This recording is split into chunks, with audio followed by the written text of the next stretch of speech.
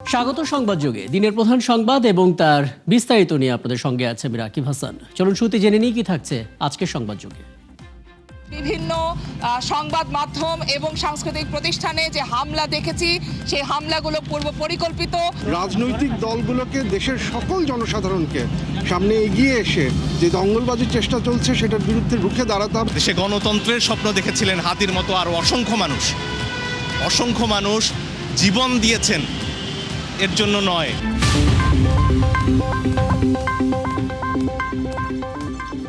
এবার থাকছে বিস্তারিত। ওসমান হাদি হত্যার প্রতিবাদে উত্তাল গোটা দেশ।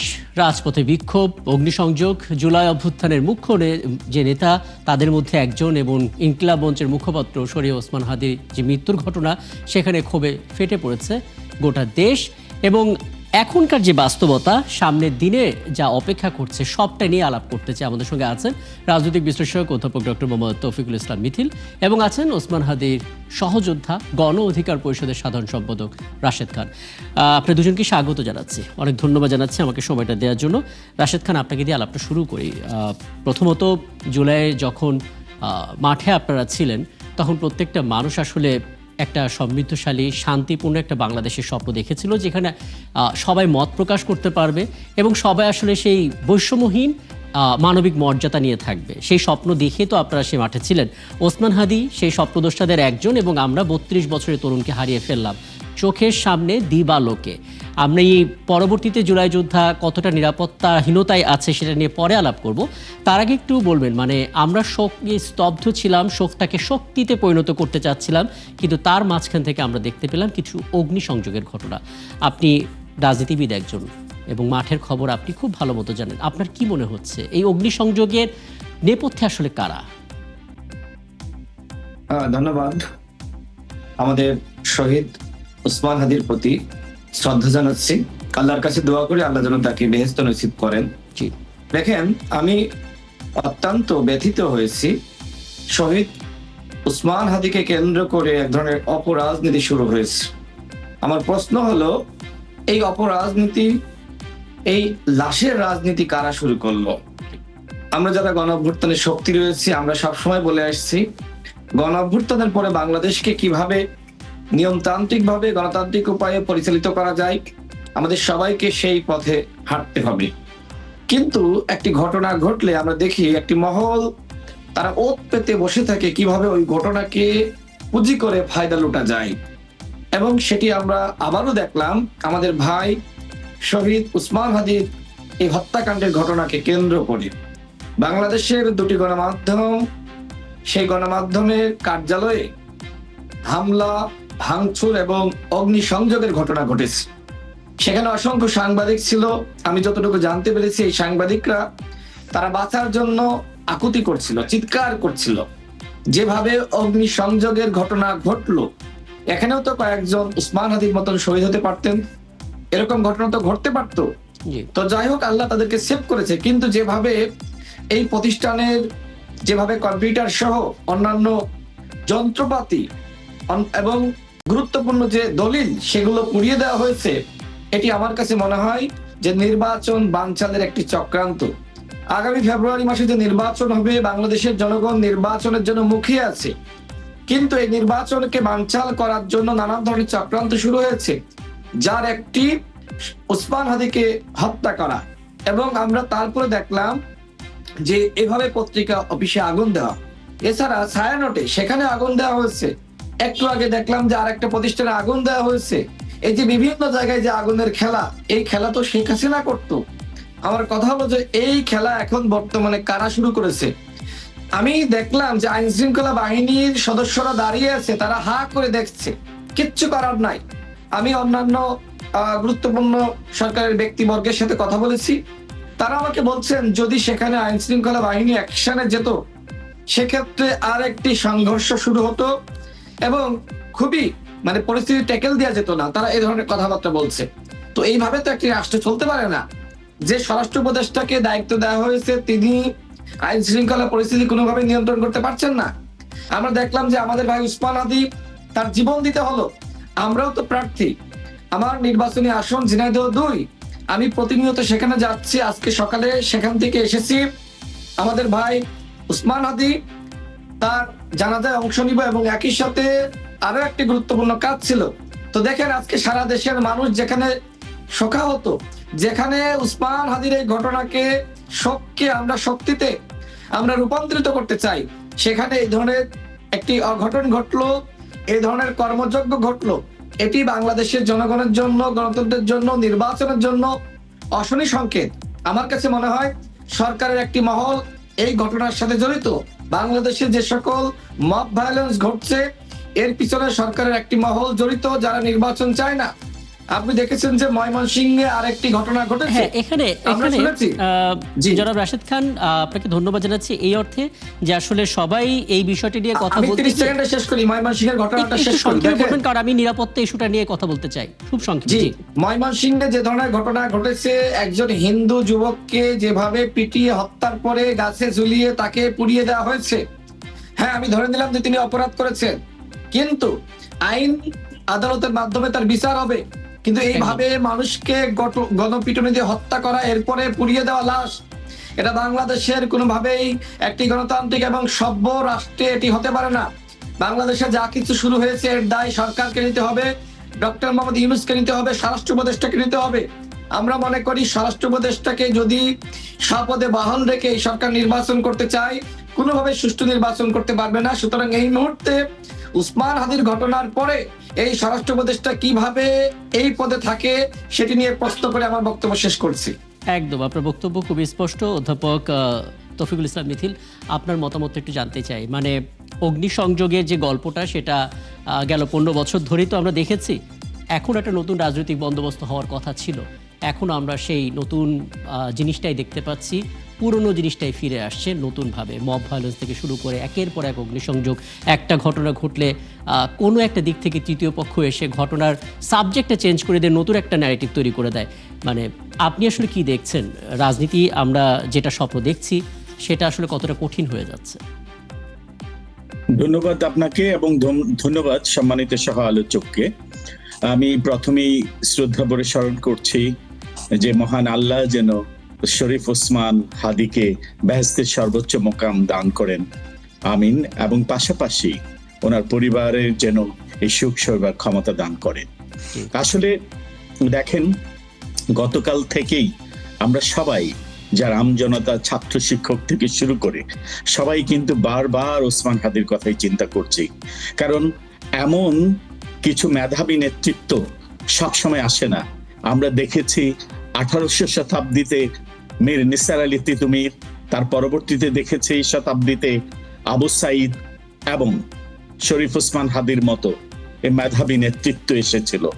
কিন্তু এদের এই অকালে ঝরে যাওয়া প্রাণগুলো আমরা সুখ সইবার, আসলে সুখ সইবার যে সময়টা, সেটাও কিন্তু আমরা পাচ্ছি না। আপনি দেখেন যে এটাকে ক্যাপিটালাইজ করে, একটু আগে যে সম্মানিত সহ আলোচক যে কথাটা বলেছেন, সবসময় সুযোগ সন্ধানী মানুষগুলো ওরা সুযোগে থাকে কখন অপরাজনীতি করতে পারে, কখন এই সময়টাকে ব্যবহার করে নিজেদের স্বার্থ হাসিল করতে পারে। এবং আমরা দেখেছি ফ্যাসিস্টদের সময়ও এই আগুন নিয়ে রাজনীতিটা কেমন ভাবে করেছে, কত ভাবে নাটক মঞ্চস্থ করেছে। এই যে আমরা দেশবাসী সত্যি শোকাহত এই জন্য যে শরীফ ওসমান হাদির মতো একজন মেধাবী নেতৃত্বকে, যে আগামী প্রজন্মকে এগিয়ে নেওয়ার জন্য এমন নেতৃত্ব সত্যি বিরল। আপনি যদি চিন্তা করেন যে কথাটা স্পষ্টত শরীফ ওসমান হাদি নিজেই বলেছেন, আসলে পৃথিবীতে অমর হয়ে থাকার জন্য 100 বছর, 1000 বছর বাঁচতে হয় না। এই 32 বছর বয়সে এই মেধাবী ছেলেটা, তরুণ নেতৃত্ব যে আমাদের দেখিয়ে গেছে, সত্যি আমি নিজে একজন রাজনৈতিক বিশ্লেষক হিসাবে আমি যা দেখি, সহনশীলতার রাজনীতি এবং গঠনমূলক রাজনীতিতে শরীফ ওসমান হাদির মতো নেতৃত্ব যদি সত্যি আসে, আমাদের বাংলাদেশে এগিয়ে যাবে। কিন্তু প্রতিবন্ধকতা হচ্ছে যারা সুযোগ সন্ধানী, যারা সুযোগ পেলেই অপরাজনীতি, অসুস্থ রাজনীতি করে সুযোগ নিতে চায়। নয়তো দেখেন, একটা অন্যায়ের এই যে আইন শৃঙ্খলা পরিস্থিতির অবনতি যে হচ্ছে সে ব্যাপারে কোনো সন্দেহ নেই। এইটা নিয়ে প্রতিবাদ হতে পারে, মানববন্ধন হতে পারে, বিভিন্ন ফোরামে এটা প্রতিবাদ হতে পারে, যেটা সম্মানিত সহ আলোচক কথাটা একদম খুব স্পষ্ট করেছেন। এবং আজকে আমরা দেখেছিলাম যে এনসিপির আহ্বায়ক তিনি খুব চমৎকার করে বলছিলেন যে যারা আসলে এই সুযোগ সন্ধানের কাজটা করছেন তারা আসলে ওসমান হাদিকে ধারণ করেন না। আমি একটু জনাব রাশেদ খান আপনার কাছে আসি। মানে আমরা দেখতে পাচ্ছি এভাবে যদি প্রকাশ্যে জুলাই যোদ্ধাদের উপরে আক্রমণ হয় তাহলে আপনারা যারা আছেন, যাদের নামগুলো আমরা বারবার দেখি, তারা কতটা নিরাপত্তাহীনতায় আছেন সেটা তো নতুন করে সামনে এলো। কি বলবেন? দেখেন, আমি যতই বলি না কেন যে আমি অনেক সাহসী, আমি অনেক বলিষ্ঠ কণ্ঠে কথা বলতে পারি, কিন্তু আমার নিরাপত্তা নিয়ে আমার নিজের কাছে এক ধরনের ভীতি আছে। এর কারণটা হলো বাংলাদেশে গণ অভ্যুত্থানের প্রেক্ষাপট আমরা সৃষ্টি করেছি। আমি সেই সময় কোটা সংস্কার আন্দোলন করতে গিয়ে সর্বপ্রথম আমি অ্যারেস্ট হয়েছি, 15 দিন রিমান্ডে নির্যাতনের শিকার হয়েছি। অর্থাৎ আওয়ামী দুর্বৃত্তরা এবং তাদের এজেন্ট যারা রয়েছে দেশে বিদেশে, তারা কিন্তু জানে যে এই বাংলাদেশে শেখ হাসিনা ফ্যাসিবাদের যে পতন হয়েছে তার মূলে আমরা ছিলাম এবং বাংলাদেশে সেই সূচনা আমরাই করেছি। সেই জায়গা থেকে তারা নানানভাবে কিভাবে আমাদেরকে হত্যা করা যায়, আমাদের কণ্ঠকে রুদ্ধ করা যায়, আমাদেরকে গুম করা যায়, সেই কাজটি তারা করেছে। শেখ হাসিনা যে সময় ক্ষমতায়, সে সময় আমাকে 2 বার গুমের চেষ্টা করেছে। আল্লাহ আমাকে রক্ষা করেছে, আমাকে রিমান্ডে নির্যাতন করে আমার কণ্ঠ কিভাবে চিরতরে বন্ধ করা যায় সেই কাজটি করেছে। এখন আমার প্রশ্ন হলো, এই যে জুলাইয়ের সরকার, আপনাকে একটু থামাই। খুব গুরুত্বপূর্ণ একটা লাইভে আমাদেরকে যেতে হবে। দর্শক বলে রাখি, ঠিক এই মুহূর্তে বিএনপির জরুরি একটি সভা হয়েছে, সেই সভা শেষে ঠিক এই মুহূর্তে দলটির মহাসচিব কথা বলছেন। আমরা সরাসরি চলে যাচ্ছি সেখানে। ঘৃণা ও নিন্দা জানাচ্ছি। অবিলম্বে হত্যাকারীদের গ্রেফতার ও বিচারের জন্য আমরা আবারও দাবি জানাচ্ছি। এই অনাকাঙ্ক্ষিত মৃত্যুকে কেন্দ্র করে গতকাল মাঝরাতে দৈনিক প্রথম আলো ও ইংরেজি দৈনিক স্টার সহ আরো কয়েকটি প্রতিষ্ঠানে একজন উশৃঙ্খল মানুষ অগ্নিসংযোগ করেছে। কর্মরত সাংবাদিকদের জীবন মৃত্যু ঝুঁকির মধ্যে ঠেলে দিয়েছে। সম্পাদক পরিষদের সভাপতি, নিউ এজের সম্পাদক, ফ্যাসিবাদ বিরোধী জুলাই আন্দোলন সহ দেশের সকল গণতান্ত্রিক আন্দোলনের অন্যতম সাহসী ব্যক্তিত্ব, বরেণ্য সাংবাদিক জনাব নুরুল কবিরের উপরে আক্রমণ করা হয়েছে। ছায়ানট সহ আরো কয়েকটি সাংস্কৃতিক প্রতিষ্ঠানে হামলা করা হয়েছে এবং আজ উদীচীতেও হামলা করা হয়েছে এবং অগ্নিসংযোগ করা হয়েছে। এবং গতকাল খুলনা ও ভারতের হাইকমিশনের কার্যালয় বাসভবনে হামলা করা হয়েছে। চট্টগ্রামে ধানমন্ডি 32 নম্বরে আবার অগ্নিসংযোগ করা হয়েছে। ইন্দিরা গান্ধী কালচারাল সেন্টার ভাঙচুর, অগ্নিসংযোগ করা হয়েছে। উত্তরাতে 32টি দোকান ভাঙচুর ও আওয়ামী লীগ নেতার বাড়িতে অগ্নিসংযোগ করা হয়েছে। এবং সবচেয়ে মারাত্মক, ধর্ম অবমাননার অভিযোগ এনে ময়মনসিংহে এক হিন্দু যুবককে গাছে ঝুলিয়ে পিটিয়ে হত্যা করা হয়েছে, আগুন দিয়েছে। চট্টগ্রামের মহিউদ্দিন চৌধুরীর বাসায় আবার অগ্নিসংযোগ করা হয়েছে, ভাঙচুর করা হয়েছে। বীর বাহাদুরের বাড়িতে চট্টগ্রামে অগ্নিসংযোগ করা হয়েছে। রাজশাহীতে ডেইলি স্টার প্রথম আলোর কার্যালয়ে ভাঙচুর করা হয়েছে। আমি নিউজের সম্পাদক নুরুল কবিরের কথা আগেই বলেছি। আমরা এই ঘটনাবলীর তীব্র নিন্দা জানাচ্ছি ও ঘৃণা প্রকাশ করছি। যে ঘটনা প্রমাণ করে একটি পুরনো চিহ্নিত মহল দেশকে পরিকল্পিতভাবে নৈরাজ্যের পথে ধাবিত করতে চায়। অনেক রক্তের বিনিময়ে অর্জিত আমাদের ভোটাধিকার তথা গণতান্ত্রিক অধিকারকে তারা নস্যাৎ করে দিয়ে দেশে ফ্যাসিবাদের একটি নতুন সংস্করণ তৈরি করতে চাচ্ছে। সরকারের নাকের ডগাতেই তারা এই তৎপরতা চালিয়ে যাচ্ছে। জনগণ মনে করছে যে সরকারের ভূমিকা সন্তোষজনক নয়, ফলে দেশ বিদেশে সরকার তথা দেশের ভাবমূর্তি ক্ষুণ্ণ হয়ে চলেছে। ইতিমধ্যে এই হত্যাকাণ্ডের প্রতিবাদে দেশের সকল রাজনৈতিক দল প্রতিবাদ করেছে এবং হত্যাকারীদের বিচারের দাবি জানিয়েছে। হত্যাকারীদের গ্রেফতার করে বিচারের আওতায় আনতে সরকারের প্রতি চাপ সৃষ্টি করে চলেছে। এরূপ পরিস্থিতিতে এই ধরনের ন্যাক্কারজনক ঘটনার